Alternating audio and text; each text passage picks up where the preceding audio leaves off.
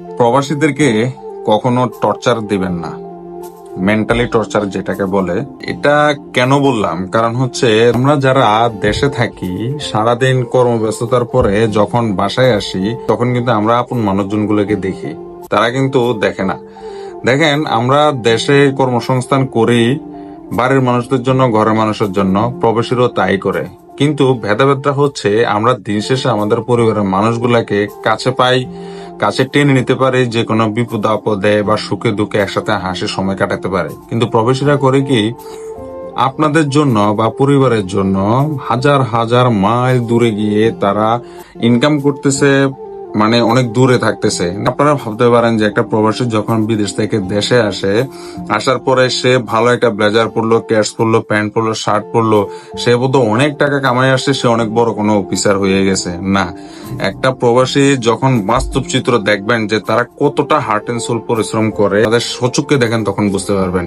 আর সেই পরিশ্রমটা করার পরে যখন প্রবাসীরা দেখা গেছে দিন শেষে কর্মব্যস্ততার শেষে বাসায় গিয়ে আপনাকে একটা ফোন দেয়, আপনার সারাদিন বাড়িতে থেকে হয়তো বা আপনার স্ত্রী যদি হয়ে থাকে, শাশুড়ির সাথে হয়তো বা কোনো ঝামেলা হইতে পারে, সন্তানের কোনো ঝামেলা হইতে পারে, বা এলাকার পারিপার্শ্বিক কোনো ঝামেলা হইতে পারে। এখন সে যখনই ফোন দিল তখন আপনি তার কুশলাদি জিজ্ঞাসা করেন যে তার সারাদিন কেমন কাটছে, আপনাদের ছাড়া এত দূর প্রবাসে থাইকা কেমন কষ্ট করছে, কতটা পরিশ্রম হয়েছে, এই পরিশ্রম করতে যায় তার শারীরিক কোনো কষ্ট হয়েছে কিনা, খাবার দাবার ঠিক মতো খাইছে কিনা, কোনো অসুবিধা হয়েছে কিনা, বা অন্য কোনো পেন মানে ঝামেলা হয়েছে কিনা, তার কাছে টাকা আছে কিনা, সে আজকে বাজার করছে কিনা, এই খবরটুকু আগে নেন। নেয়ার পরে একটু হাসি মুখে তাকে একটু কুশল বিনিময় করার পরে তারপরে যে আপনার সমস্যাগুলো বলেন।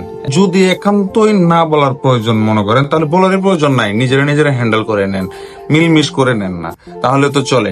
এখন ধরেন একটা প্রবাসী হাজার হাজার মাইল দূরে আপনাদের থেকে মানে যখন থাকে, তখন তাদের এমনিতেই তো সারাদিন মনটা আপনাদের জন্য বেকুল হয়ে থাকে, কান্নাকাটি করে, আপনাদের জন্য তারা এত পরিশ্রম করতেছে, তাদের জন্য সে বিদেশে পয়সা এত কষ্ট করতেছে। তারাই যদি একটু মিলমিশে না থাকতে পারেন, তার কাছে প্রতিনিয়ত অভিযোগ দেন, কমপ্লেন দেন, এই তোর বউ এটা করছে, এই তোমার মা এটা করছে, এই তোমার সন্তান এটা করছে, তোমার ভাই এটা করছে, এই যে পেনগুলা দেন, তখন দেখা গেছে সারাদিন কাজের প্রেশার, তারা আপনাদের ভালো রাখার প্রেশার, আবার আপনাদের দেয়া প্রেশার, এই সবগুলো প্রেশার নিয়ে একটা প্রবাসী মানে বেঁচে থাকতেও মরে যায়। এদেরকে সবসময় আপনারা চেষ্টা করবেন সবকিছু থেকে যতটা বিরত রাখা যায়, মানে ঝামেলা থেকে বিরত রাখা যায়, বিরত রেখে তাদেরকে সবসময় আনন্দ উল্লাস প্রফুল্ল রাখার চেষ্টা করবেন। তাদের সাথে খুশ গল্প করবেন, আনন্দ উল্লাস করবেন, তাদেরকে বোঝানোর চেষ্টা করবেন যে না, আমরা কষ্ট থাকলেও আমরা খুব ভালো আছি, তাদেরকে সবসময় এই জিনিসটা বোঝানোর চেষ্টা করবেন। তখন তাদের এই যে সারাটা দিন এত কষ্ট করে পরিশ্রম করে যে টাকা পয়সা মানে অর্জন করলো, আপনাদের কাছে পাঠালো, তখন তার কাছে নিজের কাছে এটা সার্থক মনে হয়, বোঝে না আমি সার্থক, যে আমার পরিবারের জন্য এত কষ্ট করে হাজার মাইল দূরে ইনকাম করে আমি সার্থক, আমার পরিবারের সবাই ভালো আছে আলহামদুলিল্লাহ। তো সবাই এই জিনিসটা মনে রাখবেন, প্রবাসীকে কখনো মেন্টাল টর্চার দিবেন না।